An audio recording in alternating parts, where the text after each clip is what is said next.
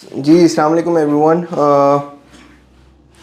आज मैं service centre आया हुआ था और थोड़ा सा मैंने कहा अब सीज़न स्टार्ट है तो मैं थोड़ा सा आप लोगों को गाइड करूं कि जो प्रॉब्लम्स हमें आती हैं जब हम एसी कोई भी एसी मेरी टीम रिपेयर कर रही होती है तो उसमें क्या वजह है जिसकी वजह से एक एसी जो है वो लीक अल्टीमेटली करता है। कराची में क्योंकि हम लोग लोकेटेड हैं और कराची में बहुत ज़्यादा है मॉइस्चर, ह्यूमिडिटी और सी सॉल्ट का भी एक बहुत रीज़न है। तो वो मैं आज डिस्कस करना चाहता हूँ। अब ये मेरे पास एक इंडोर यूनिट है, आई थिंक ये ई स्मार्ट का यूनिट है, उसका इंडोर कॉइल है। अब ये लीक हुआ हुआ है। पहली चीज़ मैं ये क्लियर कर दूँ कि अगर आपको कोई ये कहता है कि वो घर पे आपका एसी बना देगा तो वो गलत कहता है। घर पे एसी कभी भी कोई टेक्नीशियन नहीं बना सकता। उसका रीज़न ये है कि अगर इंडोर में आपको रिपेयरिंग वर्क है, उसके अंदर किसी किस्म का कोई करेक्टिव मेंटेनेंस का काम है तो वो एक प्रॉपर सर्विस सेंटर पे जाके ही हो सकता है। क्योंकि जब आप एक इंडोर कॉइल या एसी को रिपेयर कर रहे होते हैं तो उसमें आपने एटलीस्ट 18 to 24 आवर्स का टाइम होता है। इसमें आपको प्रेशर देना पड़ता है जस्ट टू नो एग्जैक्टली कि वो एसी लीक तो नहीं कर रहा।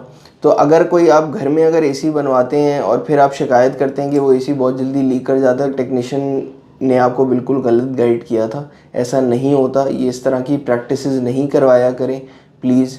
घर पे एसी कभी भी रिपेयर नहीं हो सकता।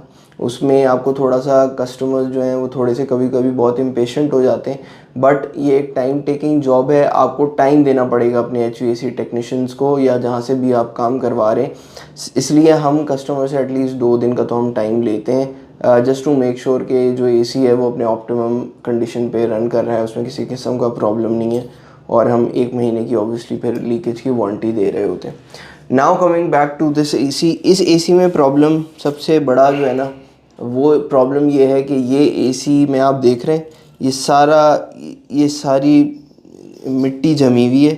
अब ये लीक इसी वजह से किया है क्योंकि एक तो इसमें इन्होंने सर्विसिंग टाइम पे नहीं कराई हुई है, क्योंकि इतनी मिट्टी जमी हुई है कि ये इतने आराम से नहीं जाएगी। ये केमिकल लग के और फिर ये कॉइल प्रेशर वॉशर से ये क्लीन होगा तब जाके जाएगी। इसी वजह से इसका हेड प्रेशर बढ़ा और हेड प्रेशर बढ़ने की वजह से ये अल्टीमेटली एसी जो है इनका ये लीक कर गया इंडोर से या जहाँ से भी। अभी अब जब चेक होगा तो ये पता चलेगा। जब भी आप एसी लें, स्पेशली जो इन्वर्टर एसीज़ हैं, क्योंकि उनकी रनिंग बहुत ज़्यादा है, तो आप लोगों को at least 6 to 8 weeks 6 to 8 months में उसकी सर्विसिंग लाजमी कराएं। आप अगर वो 2500-3000 रुपये दे रहे हैं तो वो एक कम अमाउंट है, ना कि आप बाद में अल्टीमेटली आप अभी इसके 18-20 हज़ार रुपये का इनका एस्टिमेट बैठ रहा है इसकी रिपेयरिंग और मेंटेनेंस का। तो उससे बेहतर है कि आप इसकी प्रिवेंटिव मेंटेनेंस का ख्याल रखें। एसी जो सर्विस है वो रेगुलर इंटरवल्स पे कराएं और कोशिश करें, मैं ये भी बहुत लोगों को कहता हूँ कि ऑफ सीज़न में करा लें, क्योंकि ऑफ सीज़न में हमारे पास या किसी भी जो अच्छे रेप्यूटेड HVAC कंपनीज़ हैं, टेक्नीशियंस हैं, उनके पास इतना लोड नहीं होता, तो वो ज़्यादा बेहतर तरीके से आपका काम कर लेंगे, ना कि आप सीज़न में ही कराएं।